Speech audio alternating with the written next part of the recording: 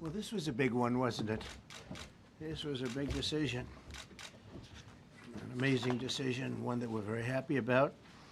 This morning, the Supreme Court has delivered a monumental victory for the Constitution, the separation of powers, and the rule of law in striking down the excessive use of nationwide injunctions to interfere with the normal functioning of the executive branch. The Supreme Court has stopped the presidency itself. That's what they've done. And really, it's been an amazing period of time this last hour. There are people elated all over the country. I've seen such happiness and spirit. Sometimes you don't see that, but this case is very important. I was elected on a historic mandate, but in recent months we've seen a handful of radical left judges effectively try to overrule the rightful powers of the president to stop the American people from getting the policies that they voted for in record numbers. It was a grave threat to democracy, frankly, and instead of merely ruling on the immediate cases before them, these judges have attempted to dictate the law for the entire nation. In practice, this meant that if any one of the nearly 700 federal judges disagreed with the policy of a duly elected president of the United States, he or she could block that policy from going into effect or at least delay it for many years, tie it up in the court system. This was a colossal abuse of power which never occurred in American history prior to recent decades. And we've been hit with more nationwide injunctions than were issued in the entire 20th century together. Think of it, more than the entire 20th century, me. I'm grateful to the Supreme Court for stepping in and solving this very, very big and complex problem, and they've made it very simple. I want to thank Justice Barrett, who wrote the opinion brilliantly, as well as Chief Justice Roberts, and Justices Alito, Gorsuch, Kavanaugh, and Thomas. Great people. Thanks for this decision, and thanks to this decision, we can now promptly file to proceed with numerous policies that have been wrongly enjoined on a nationwide basis. And some of the cases we're talking about would be ending birthright citizenship, which now comes to the fore. That was meant for the babies of slaves. It wasn't meant for people trying to scam the system and come into the country on a vacation.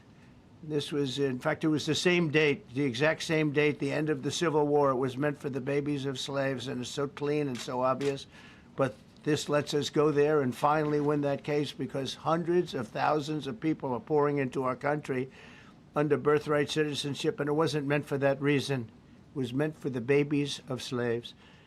So thanks to this decision, we can now promptly file to proceed with these numerous policies and those that have been wrongly enjoined on a nationwide basis, including birthright citizenship, ending sanctuary city funding, suspending refugee resettlement, freezing unnecessary funding, stopping federal taxpayers from paying for transgender surgeries, and numerous other priorities of the American people. We have so many of them. I have a whole list. I'm not going to bore you, and I'm going to have Pam get up and say a few words, but there's really, she could talk as long as she wants, because this is a very important decision. This is a decision that covers a tremendous amount of territory. But I want to just thank again the Supreme Court for this ruling. It's a giant. It's a giant. And they should be very proud, and our country should be very proud of the Supreme Court today. And with that, I'd like you to listen to the words of Pam Bondi. She's an incredible Attorney General. We're very proud of her. And as you know, Todd Blanche is with us, and we have so many others that worked on this case and other cases. And I think they're doing a great job. Pam, please say a few words. Thank you, President Trump. Thank you for fighting for all Americans. Americans are finally getting what they voted for. No longer will we have rogue judges striking down President Trump's policies across the entire nation. No longer.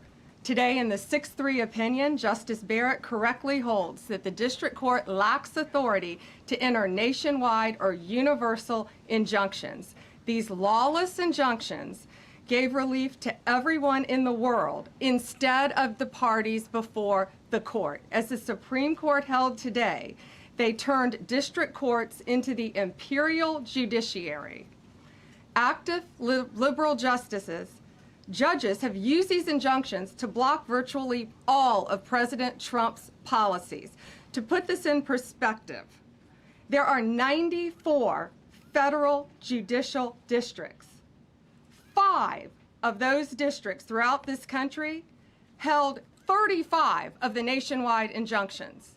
Think about that, 94 districts, and 35 out of the 40 opinions with nationwide injunctions came from 5 liberal districts in this country.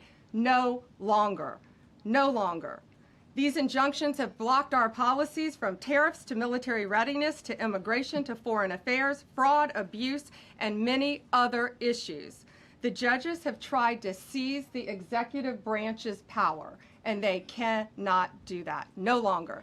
No longer. And on immigration, on a side note, today marks 2,711 arrests on these terrorists and these gangs. Total arrest today with HSI investigations. And thank you, Stephen Miller. Thank you to Homeland Security. Thank you to everyone working hand in hand with the FBI on all of these transnational gangs. TDA has been a huge terror to our country, as well as MS-13, as well as Sinaloa cartels. No longer. No longer. These injunctions have allowed district court judges to be emperors. They vetoed all of President Trump's power, and they cannot do that. This has been a bipartisan problem that has lasted 5 presidential terms, 5 different presidents, and it has ended today. We will continue to fight for President Trump's policies. I want to thank the Office of White House Counsel, Dave Warrington. You and your staff have been incredible. Our Solicitor General's office, John Sowers, Sarah Harris, and Todd Blanche and Emil Bovey. Todd's going to say a few words because we've had another major ruling today on transgender books and some other great wins that we've had. But no longer will they have this power in our country. It is the president's authority under his executive branch to do everything to fight for the American people, and he will continue to do that. That's why he was overwhelmingly elected. Thank you. Thank you. Today's a great day for the rule of law. It's a great day for the Justice Department, and it's one that's been a long time coming and one that every American should have been waiting for with bated breath. And so I echo what the President said and Attorney General Bondi, that the Supreme Court did a great thing today, not only for this administration, but for every American in this country. If not for the injunctions case, we would be here talking about another great decision that came down today, the trans books case, which restores parents' rights to decide their child's education. Seems like a basic idea, but it took the Supreme Court to set the record straight, and we thank them for that. And now that ruling allows parents to opt out of dangerous trans ideology and make the decisions for their children that they believe is correct. And so we thank the Supreme Court for that. There's been multiple decisions over the past several weeks that just show why this nationwide injunction ban had to happen. For example, what I mean by that is local district court judges issuing decisions that are clearly contrary to law just because they don't like the policy of President Trump. And when it gets to the Supreme Court has to correct it. But that takes time. The Attorney General thanked our lawyers, and I'll do it again. Our lawyers are working 24 hours a day, 7 days a week to fight these injunctions and to emergency appeals, emergency stays, going back to the district court judge, asking them to change their view. And so their hard work is really paying off today, but over the past few weeks. We had a stay of an order that prevented DHS from moving aliens to a third country. We had a stay of an order that stopped the Department of Defense from implementing military readiness, the EO that President Trump signed. We had another stay of an order forcing reinstatement of fired executive branch employees entirely within the President and Article 2, his right to do.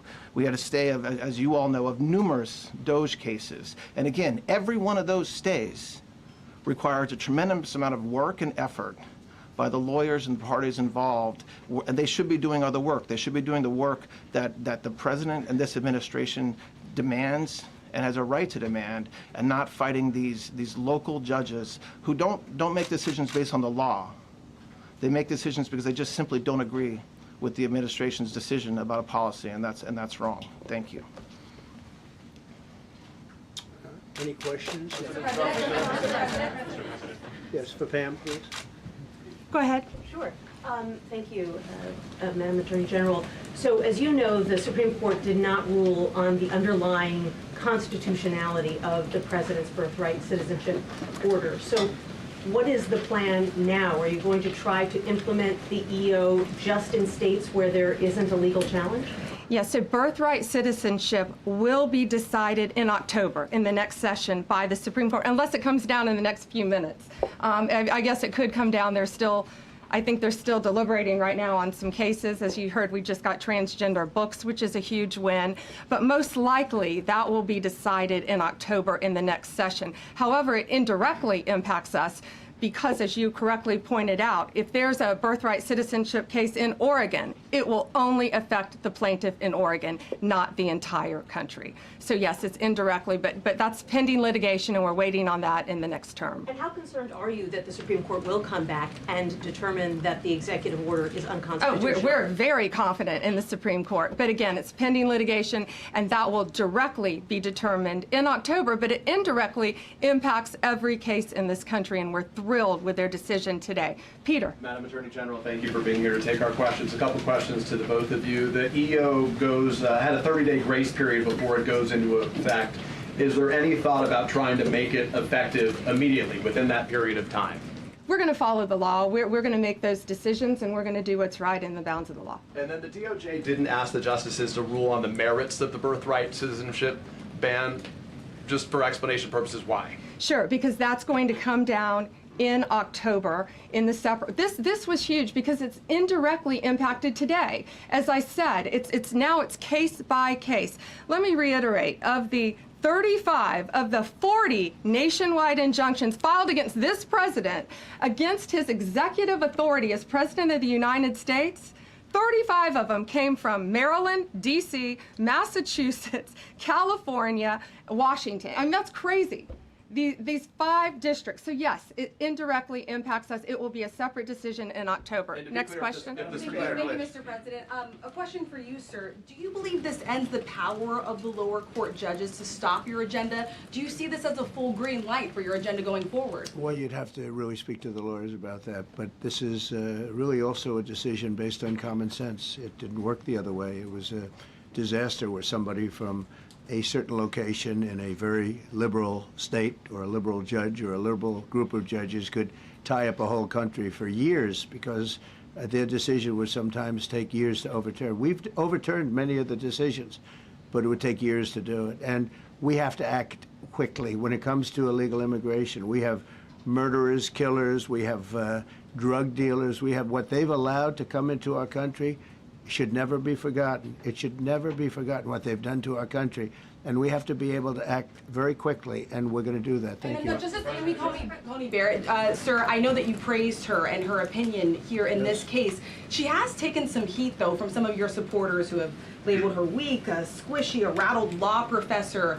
What is your take on that? I don't know about that. I just have great respect for her. I always have, and her decision was brilliantly written today. From all accounts, yeah. Transgender rulings, Mr. President. What would you say to Americans who fear that this is more and more concentration of power in the White House and the executive? Well, this really brings back the Constitution. This is what it's all about, and this is really the opposite of that. I mean, the question is fine, but it's the opposite. The Constitution has been brought back. Mr. President. Thank you so much, President Trump. Illegal crossings in the border are 0 now. 0. Does everyone hear that? 0. Trump 2028. Do you intend, President Trump? Who's that guy? I like him. He's working the cameras. With this new reality, President Trump, in the border, do you intend to engage personally with leaders from South America, not only Central America, Sure. in order to I tackle do that this anyway. situation? situation, I in do a that regional anyway. way, and if you have a perspective of meeting some presidents from South America, as Brazil, for example. Well, you see, as an example, not South America, but NATO over the weekend. Yeah. They have great respect for our country now. They did things that nobody thought was possible. They took funding from 2% to 5%. Nobody thought they'd ever pay the 2%, and now they're paying the 5%. It's over $1 trillion more a year. Think of that, $1 trillion. Nobody thought that could happen. That's a different group of people, different countries. But we get along with a lot of countries. We are respected again. Our country, the U.S., is respected again. Was not respected 6 months ago, I can tell you. Can we ask about the big beautiful bill? Yeah, go ahead, please. Yeah, Mr. President, you have a deadline coming up on trade in 2 weeks. Which countries, if On what? any, on trade, on tariffs, Yeah. sir? Which countries, if any, are close to agreements with the administration? Well, that's an interesting question. We've made a deal with China. We've made a deal with probably 4 or 5 different countries. With the UK, it was a great deal for both. And we're in the process of making some others. But ultimately, in fact, Scott is here, and Howard Lutnick, these 2 guys have been doing an incredible job, and the people that work with them have been doing an incredible job. But, you know, we have 200 countries, you could say 200 countries plus. We can't do that. So at a certain point over the next week and a half or so, or maybe before, we're going to send out a letter. We talked to many of the countries, and we're just going to tell them what they have to pay to do business in the United States. And it's going to go very quickly. But some of the bigger countries, so India, I think we're going to reach a deal where we have the right to go in and trade. Right now it's restricted. You can't walk in there. You can't even think about it. We're looking to get a full trade barrier dropping, which is unthinkable. And I'm not sure that that's going to happen. But as of this moment, we've agreed to that, go into Indian trade. We're going to be trading in China. That's going to come a little bit down the road, but we're going to be trading in China. We have a lot of great things going, and we're getting along with countries, but some will be disappointed because they're going to have to pay tariffs. And we've taken in already hundreds of billions of dollars in tariffs. No inflation. The only problem we have is we have a Fed guy that doesn't understand what's happening, and it would be great if he'd lower the rate because we'd be able to borrow a lot cheaper. Yeah, go ahead, please. Why don't we keep it on this subject? This is such a big subject. You know what? Trade is so big, but this, I don't know, in a certain way, this might be bigger than trade. I think this is bigger than trade. Yes, please, go ahead. I was wondering, though, if you could... Go ahead. Sir, on the transgender ruling, the Supreme Court ruling that parents with religious objections can pull their kids out of public school lessons that use LGBTQ materials. Pam brought it up. Your reaction to that ruling today, sir? I think the ruling was a great ruling, and I think it's a great ruling for parents. It's really a ruling for parents. They lost control of the schools. They lost control of their child. And this is a tremendous victory for parents. And I'm not surprised by it, but I am surprised that it went this far. It took us to bring life back to normal. So it's wonderful. It's parental. And I kept saying, we will give you back your parental rights. They were taken away, and this is a tremendous victory for parents. Yeah. Mr. President, if you look at the back at the last week, it's been extraordinary in terms of the action in the Middle East. You were at The Hague. I'm wondering hell of a week, hasn't it? I'm wondering now if you believe that Iran. I'm wondering now, sir, if you believe that Iran has given up its long history of ambitions with nuclear weapons, or what you would like to see from them to prove that they do, and what type of meetings is your administration looking for next week with Iran? So Iran wants to meet. As you know, their sites were obliterated. They're very evil nuclear sites. They were, now has been proven. We had some fake news for a little while. The same people that covered the Hunter Biden laptop was from Russia. The same people that did 3 or 4 other Russia hoax. But on their ambition. No, wait, just listen. They came up with something that delayed the credit that our great pilots and these great what talent that was, and they hit it right down in the spot. 52,000 feet. Think of this dark, no moon, you couldn't see a thing, and they hit the refrigerator door, as they say. That's the size of a target, and overwhelmingly, and it's amazing what was done. We're the only ones that could have done it, and we took out the other, 2 of the other sites also. In addition to that, we finished them off. That was a very evil intention. I believe that, and again, time will tell, but I don't believe that they're going to go back into nuclear anytime soon. They spent over $1 trillion on nuclear, and they never got it together. And nothing was moved from the site, by the way. To do that is very dangerous. It's very, very heavy material. Those cars were most likely the cars of masons because they were pouring concrete at the top, at the hatch, as you know, the hatch going into the nuclear site. They wanted to reinforce it, and they had some masons there pouring concrete. By the way, that concrete was obliterated. It hit exactly at the concrete.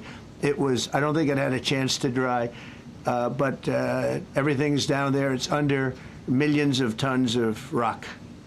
Please. Yes. Your administration has said that El Salvador is one of the safest countries in the hemisphere.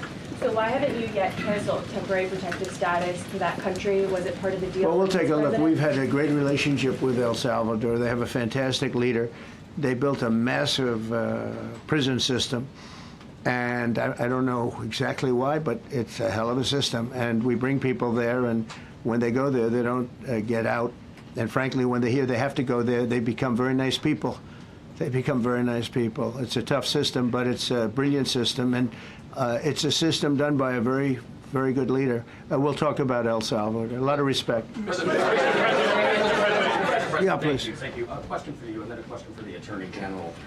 As you go into negotiations and talks with Iran, are you demanding not only that there would be no uranium production inside of Iran, but also that Iran would turn over all existing stockpiles of uranium? Well, you know, we're a little early for that, but something like that, yeah, we'll do something like that. Let me say that I've been saying for 25 years, even as a civilian, you cannot let them have a nuclear weapon, and that's what happened. It's been obliterated. It would be years before they could ever get going, and I really think it's probably the last thing. They have to recover from a hell of a tough war. Would you also be demanding that the IAEA have full rights to inspect in Iran? Or somebody, yeah, or somebody that we respect, and then including ourselves. And a question for both the President and the Attorney General. Under birthright citizenship, if this is implemented, who would be tasked with actually vetting citizenship? And how, like, would this be a situation where you have nurses and doctors checking for citizenship of parents, or? This is all pending litigation. It's going to be decided in October by the Supreme Court, and we'll discuss that after the litigation. If you have an undocumented baby, would that baby then be an enforcement priority? The violent criminals in our country are the priority now. Let me put it in perspective. Today marked the 2,711th arrest in our country of TDA members, just TDA. Everyone in this room agrees they are one of the most violent criminal organizations in the world. And the Biden administration let them walk into our country for the last 4 years. 2,711 of them today have been arrested in our country. That is the priority of Donald Trump. That is the priority of this country, of Homeland Security, of all of our lawyers, of FBI. That's the priority. That will be discussed in October when the Supreme Court hopefully rules in our favor, and we're very confident of that. But you should all feel safer now that President Trump can deport all of these gangs, and not one district court judge can think they're an emperor over this administration and his executive powers and why the people of the United States elected him. I just might add one thing, and you know, they used birthright citizenship, some of the worst people, some of the cartels, to get people into our country, just so you know. And again, I say, if you look at the end of the Civil War, the 1800s, it was a very turbulent time. If you take the end day, was it 1869 or whatever, but you take that exact day, that's when the case was filed. And the case ended shortly thereafter. This had to do with the babies of slaves, very, very obviously. And I think we're going to win. People didn't, I don't think they went about discussing it right. I came along and we looked and we said, wait a minute, this is wrong. We've been looking at birthright citizenship wrong for years, but they've used it. The cartels have used birthright citizenship to get very bad people in, and what Pam's doing and what Todd and everybody else, what they're doing at DOJ and all over, FBI, ICE, Border Patrol, these are incredible people. They're trying to keep our country safe, and they don't want to have people come in. This is just another way that they get illegal immigrants into our country, and in some cases, very, very bad ones. Go ahead. Thank you, Mr. President. On your tax bill, if I could for a moment, senators are racing to rewrite parts of it right now after the Senate parliamentarian ruled that sections of it were outside of the process that they're using to get this through. Do you think that senators should respect the decisions of the parliamentarian? And what have you personally done in the last 48 hours to try and get Republican senators who are against the bill to a yes? Well, look, it's a great bill. It's a massive tax cut. If it's not approved, your taxes will go up by 68%. Think of that, 68, a record, the highest in the history. The Democrats won't approve it only because politically it's so good for the Republicans. The Democrats aren't approving it. But think of what they're not approving. They're not approving border security. We've done a great job at the border, but we have to add some wall. We have to do, various things. We have no money for that. We have no money for the border. We have no money for so many things.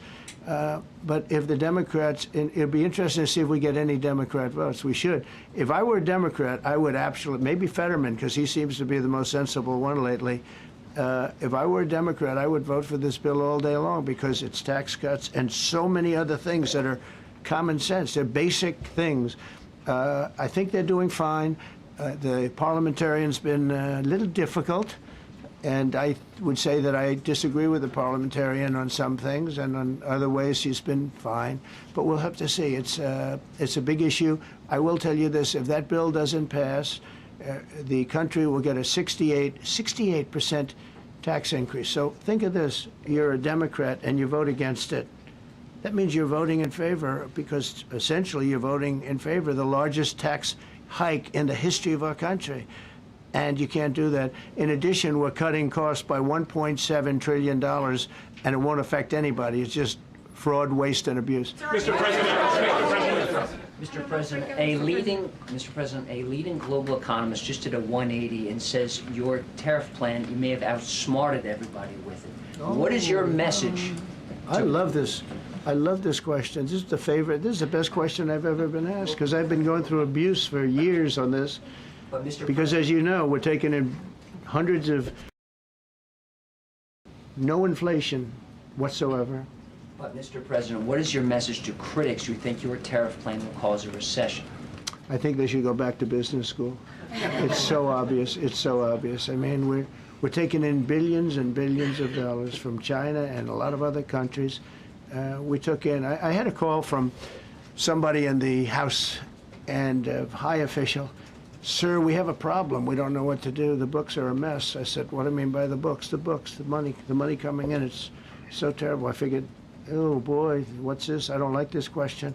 I said, so what seems, there's so much money coming in, and there must be some kind of an accounting mistake, because we have hundreds of billions of dollars more money than we thought. I said, do me a favor, go check call me back. You have to call me back. Check the tariff column. He calls me back 2 hours later, says, you're right. We took in $88 billion in tariffs. They have so much money coming in. But more important than the money coming in, we have companies coming in, factories coming in, auto plants being built. AI is being built here instead of being built all over Europe and Asia. We have all of it. We have over $15 trillion, just about, Scott. I think we're right about that number. We went to Saudi Arabia. We went to Qatar, we went to UAE, very smart people, very smart leaders, great leaders, and we took in $5.1 trillion just there. Without the tariffs, I mean, they also liked a thing called November 5th, November 6th, and November 7th. That was a very good little period of time. It's called the presidential election. You know, you used to have one-day election, now you have it go over it, but even if you just took that little period, because it was pretty obvious it was going to be a landslide, and they like that, but they love the tariffs. I had Texas Instruments come in the other day, big company, and he said, we're putting in $60 billion into new plants and new equipment, new everything. Sir, you're going to keep the tariffs, aren't you? Because if I ever took the tariffs off, and we are going to absolutely keep it. And they're worried that somebody that, like this communist from New York, someday gets elected. I can't believe that's happening. That's a terrible thing for our country, by the way. He's a communist. We're going to go to a communistic state. That's so bad for New York. But the rest of the country is revolting against it. But if somebody got elected, they're afraid that if this was taken off, well, we're going to guarantee it's never going to be taken off. And again, we're taking in think of this, hundreds of billions of dollars.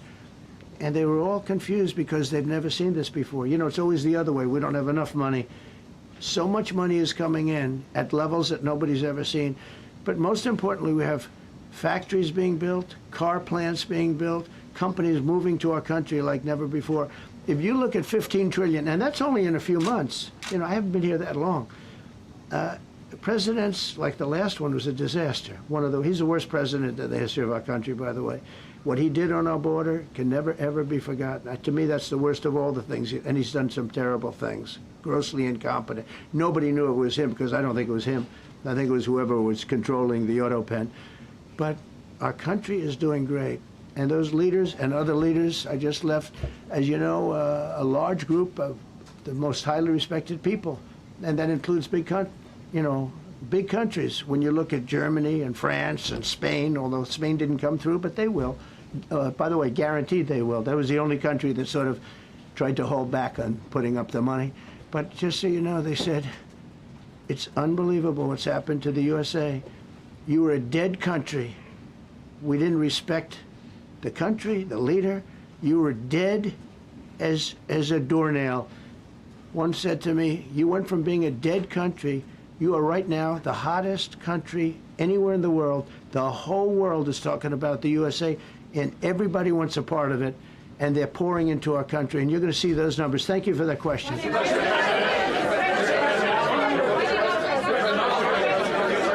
Yeah, go ahead, please. Thank you, Mr. President. I have a question about trade. Secretary Bessent has said that he hopes tariff deals with major partners will be done by Labor Day. So if some deals are not done by your July 9th deadline, will some countries' tariffs go back up, or will they stay where they are now? Well, there are some countries that are used to ripping us off, to be honest with you. And I don't want to name them, but you sort of can name them. And they're so used to just,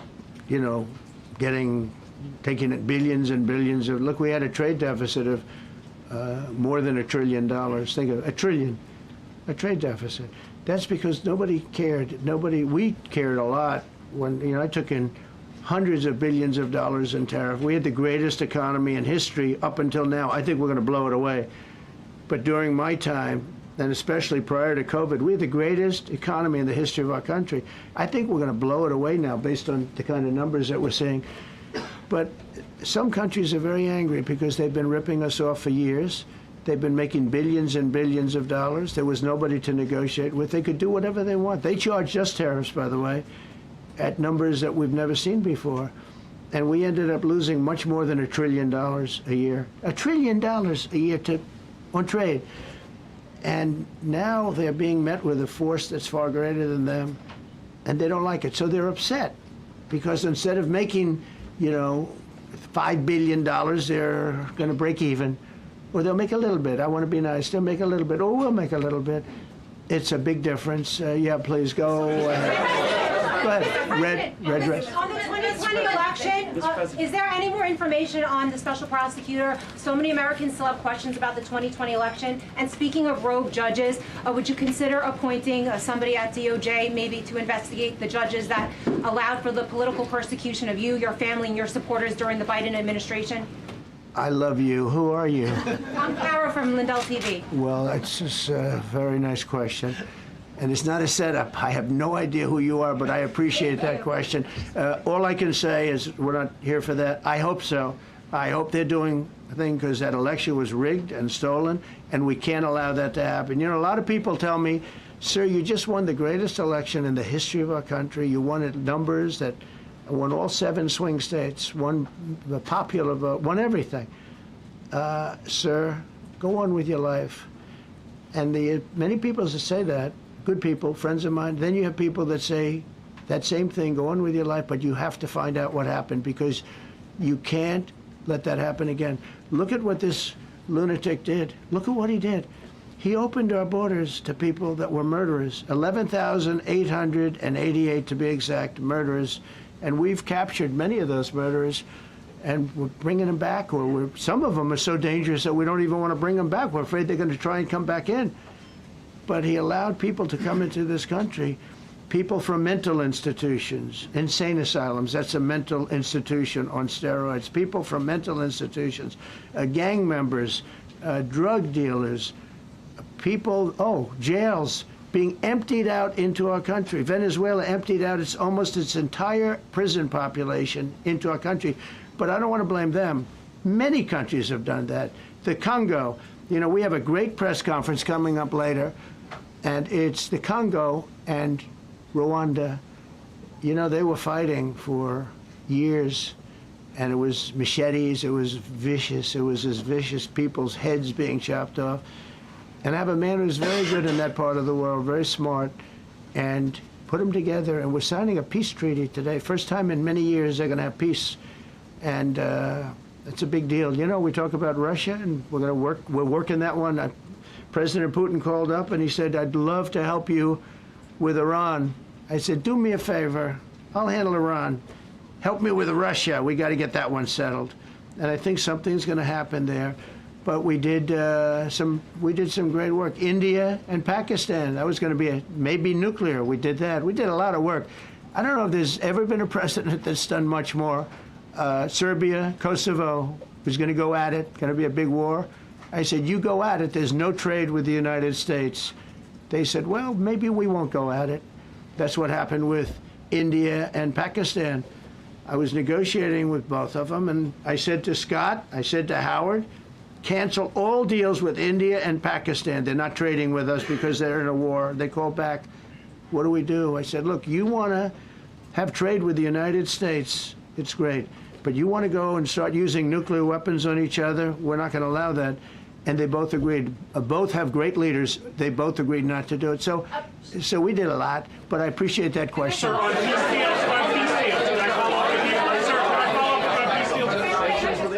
Thank you so much. Thank you, Mr. Orange. President. Thank you, Mr. President.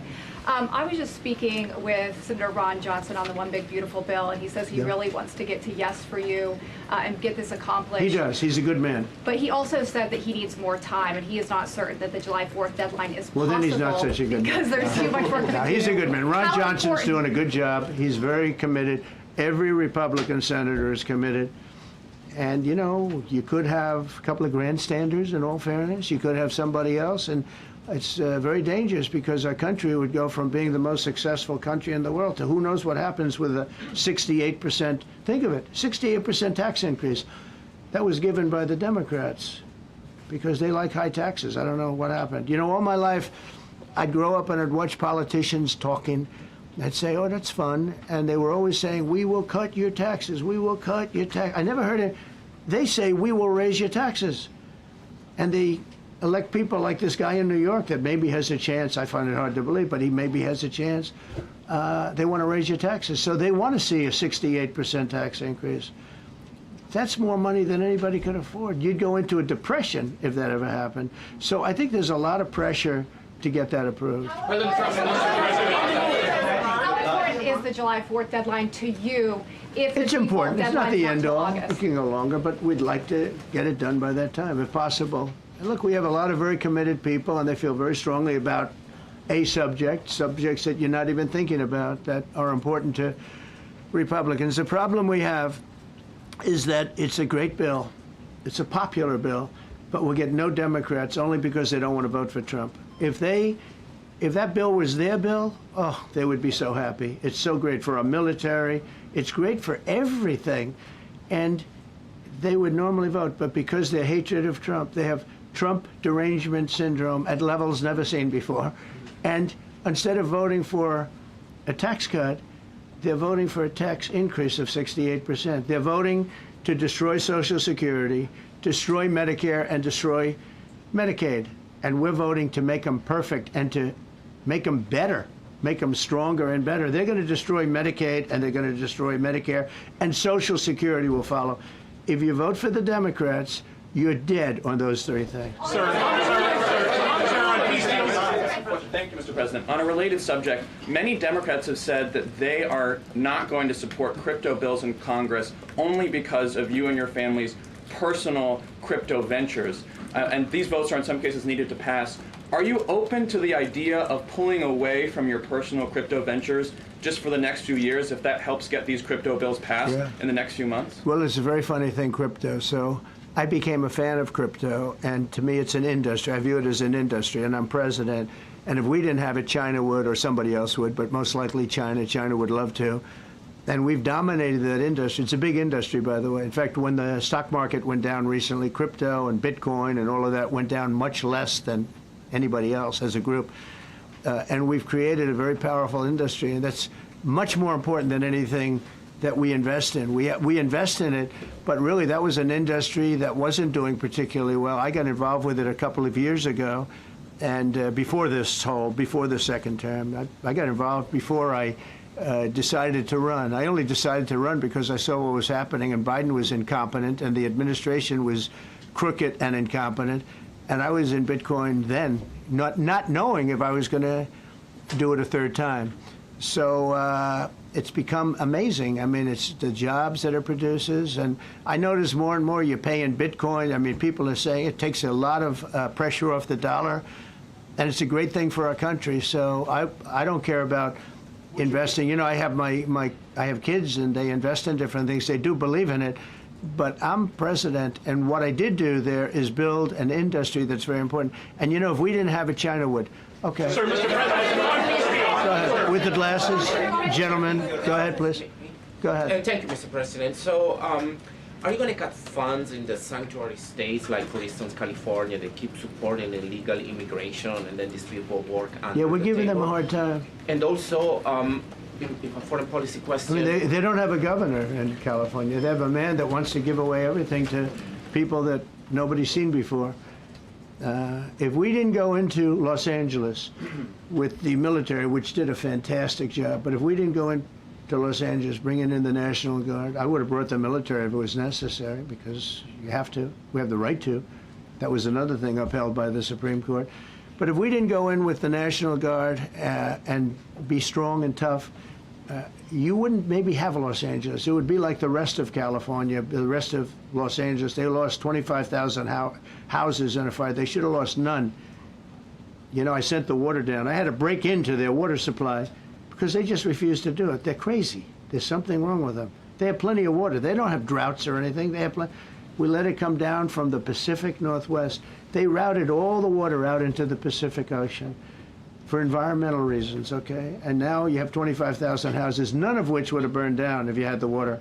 They didn't have water. They didn't have water for the fire pumps. They didn't have water in the sprinkler systems that people put in. So the answer is we're going to work with governors. We're going to work with radical left Democrats and Democrats, and we're going to make it good for everybody. We'll have to stop the crime in those, in the case of the cities, I think I can say just about all cities with heavy crime are run by Democrats. Go ahead.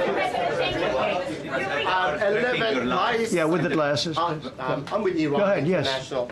Yeah, no, the man behind you, yeah, please. President Trump, Anthony Marshak from MTV Lebanon. I want to ask you regarding the threats posed by Iran's allies and proxies operating in the U.S. They were threatening your life. So what do you say about that? And regarding the Lebanon, because Hezbollah is as well part of Iran's allies, is there any time frame in Lebanon regarding disarming Hezbollah in Lebanon?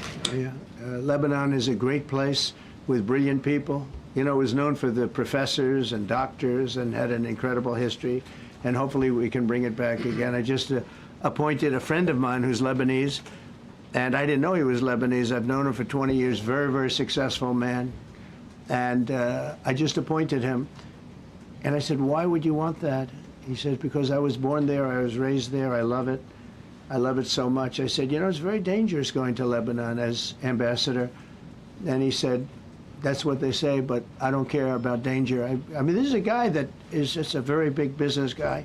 He wants to give up his whole life to go to Lebanon because he believes in it so much. We're with Lebanon all the way. We'll try and straighten it out. Your life as well. So what action? Threaten my life? Yeah, they have threatened. I get that throbbing feeling every once in a while. Get that throbbing feeling, but you know what? That's okay.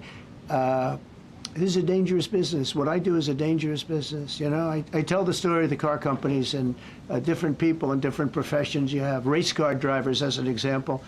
1/10 of 1% die. Bull riders, 1/10 of 1%. That's not a lot, but it's people die. When you're president, it's about 5%. If somebody would have told me that, maybe I wouldn't have run. Okay? This is a very dangerous profession. Should, by the way, so many questions. Should we keep this going, Pam? or not? This is the opposite of Biden. Biden would take a half a question and he'd leave without answering it. Go ahead. On Iran. You tell me when it gets boring. Okay. If Iran. Are you from Iran? No, I'm not from Iran. I'm from the UK. But if the intelligence reports conclude that Iran can enrich uranium to a level that concerns you, would you consider bombing the country Sure. again? Without question, absolutely. And have you had any conversations? Turned out to be unbelievable. But, you know, our incredible flyers and I call them the shots, these guys are unbelievable. Think, from 52,000 feet, they hit the equivalent of a refrigerator door. They actually hit it right in the center, so it's much smaller than that. And just bomb after bomb going deeper, deeper, blowing up. Incredible, incredible thing. I don't know if you heard the general, he was very impressive. Raisin Cane. You know, he's the one that beat ISIS for me. And he did it in a matter of weeks. And I was told it was going to take 4 or 5 years. And when I got this job, I always said, if I get this job, I'm going to put that guy as the head of the Joint Chiefs of Staff. And Dan Kane, and he, when I heard his name was Raisin, his nickname is Raisin Cane. I said, you got to be kidding. So I liked him right from the beginning. But he knocked out ISIS in a time that nobody ever thought possible. And when this attack was completed and so successful, I said, now I know how you knocked out ISIS so quickly. But we have the best people, we have the best equipment in the world. You know, I rebuilt the military during my 4 years, during my other term. We have the best equipment in the world. The problem is we gave away, you know, a lot of it, but small relatively speaking. We gave a lot of it away to Afghanistan. Shouldn't have happened. That just shows how incompetent they were. They gave all that equipment away, billions and billions of dollars worth. Shouldn't have happened, but that was small compared to what we have. Now we have a great military with great people. Okay. Yeah, please. Mr. President, congratulations. A couple of very different questions. One is Rwanda, 1994. As you grew up in New York, we all knew how horrific those attacks were. Congratulations on that treaty. There are talks that perhaps... That's going to take place today at 3 o'clock in the Oval Office. We're going to have a signing with Rwanda and the Congo. I have a follow-up. So I'm a little out of my league in that one because I didn't know too much about it. I knew one thing. They were going at it for many years and with machetes. It is one of the worst wars that anyone's ever seen. And I just happened to have somebody that was able to get it settled. I mean, just a brilliant person who is very comfortable in that part of the world. It's a very dangerous part of the world. I said, are you uncomfortable there? People are being killed. School children are being raided and killed. And I don't even want to say how, but as viciously as I've ever heard. Are you uncomfortable? No, that's the part of the world that I know. Very comfortable. Was able to get them together and sell it. And not only that, we're getting for the United States a lot of the mineral rights from the Congo as part of it. They're so honored to be here. They never thought they'd be coming to, look, this is a very tough part of the world. They never thought, they were just telling me, they never thought they'd ever be coming to the White House, and they're so honored. And so we're going to give them a great big reception, but that's after many years of fighting. It's a great thing. That's at 3 o'clock, I believe. Sir, are you concerned at all about secret nuclear sites in Iran? You talked about maybe just secret nuclear sites? Yes, that there might be some Not known really. arena. Can I tell you, they're exhausted. And Israel's exhausted too. And I dealt with both of them. And they both wanted it settled, both of them. And we did a great job, but they're exhausted. The last thing they're thinking about right now is nuclear. You know what they're thinking of? They're thinking about tomorrow, trying to live. It's such a mess. It's such a mess. The place was bombed to hell. And no, I'm not worried about it at all. And I'm putting out a little statement. I'm going to respond to the Ayatollah's statement yesterday that we won the war. Oh, God, we won the war. And I said, look, you're a man of great faith, a man who's highly respected in this country. You have to tell the truth. You got beat to hell. And Israel was beat up too. They were both beat up. And it was a great time to end it. It was quick. They got the hate out. There was a lot of hate, a lot of hate. It would be great if they didn't have that hate. But the last thing they're thinking about is nuclear weapons right now. Please. Thank you, Mr. President. Iris Howe with NTD Research Media with the Epoch Times. Thank you Good. so much for doing this. It's Good. very refreshing for all of us here, It's a good I believe, group. in this room. It's refreshing. Very refreshing. Yes, we haven't had Probably. this in, for the past I understand what you mean. So thank you so much for coming out here. Other to than talk to us. Caroline's done a great job. Yes, sure. You're referring to the past administration, Yes, not to yes. Caroline, right? Yes. Back to the ruling today, if you don't mind. So you have always talked about winning for the American people. Right. How do you think today's ruling will enable you to further deliver for American families and workers across the country, not only when it comes to immigration, but also when it comes to trade, energy? What actions are you most eager to move forward Well, I with think now? taking power away from these absolutely crazy radical left judges is a tremendous, this is such a big day. This is such a big day. It's like, it's sort of sad because we're doing the signing at 3 o'clock, and this may very well dominate the signing of a big war that was going on and really affecting the continent of, think of it, the entire continent of Africa was being affected. And we're settling that war today, and this will probably be a headline. But this is a very big moment, and it gives power back to people that should have it, including Congress, including the presidency. And it only takes bad power away from judges. It really doesn't take power. It takes bad power, sick power, and unfair power. And it's really going to be, this is a very monumental decision. Yeah, please. Yes, President, thank you very much. On July 9th, is that July 9th date set for tariffs to snap No. back? Or could there be a... We can do whatever we want. We could extend it. We could make it shorter. I'd like to make it shorter. I'd like to just send letters out to everybody. Congratulations, you're paying 25%. He doesn't want. He's a much nicer person than I am. Go ahead. Did you finish it up? Who are you considering for the Federal Reserve then? And are you speeding up that process? I see Secretary... Oh, he's terrible. He's terrible. I mean, I have a list of things. We're like 38 on the list. We pay, Cameroon and different places are paying the same as us. Because, you have somebody sets their rate at 4% or 4.5%. It's hard to go out and say we should be paying 1% when you have your so-called experts doing that. And the sad part is, as per the question that you asked about tariffs, we've had the tariffs and we have less inflation than we had before. What we have is a hell of a lot more money, a hell of a lot more income, and we shouldn't be paying a rate like that. In other words, when we pay a rate, I'll tell you, each point is the equivalent of $300 billion. So if we had it down 3 points, because I think we should be at 1, you have Switzerland is at 0.25, in other words, 25% of 1%. And they're the number 1 right now, but we should be the number 1. And soon you're going to have, I think, you're going to have where the people will pay will pay, like we had a few years ago, where you put up money, you loan money, and I mean, you actually, instead of paying, you get paid. I love that. I don't know if it's any good, but I love it, where you put up money and you get paid. But we should be in a category, so we should be at the top of the list, not toward the bottom of the list. But we have a man who's not a smart man, and he probably has Trump derangement syndrome. And he's just not a smart person. What he's doing, though, he's hurting us for years to come. Because if we borrow money at 2 points higher than we should be paying, that's $600 billion. Wouldn't you say those numbers are about right, Scott? So it's 2 points would be about 600, actually more than that, but about $600 billion, all because the guy doesn't want to lower the rates. He is doing the service, a very disservice, and then he goes up and talks about, I'd like to see costs come down. He gets up and he does his little thing for 5 minutes, and he goes out and he goes back to the beach. He goes, I'd like to see costs come down. Well, he could lower the interest cost by $900 billion a year. All he has to do is lower rates. And everybody's saying, I was watching some of the business shows today, and they're saying, Trump's right. He should really be cutting.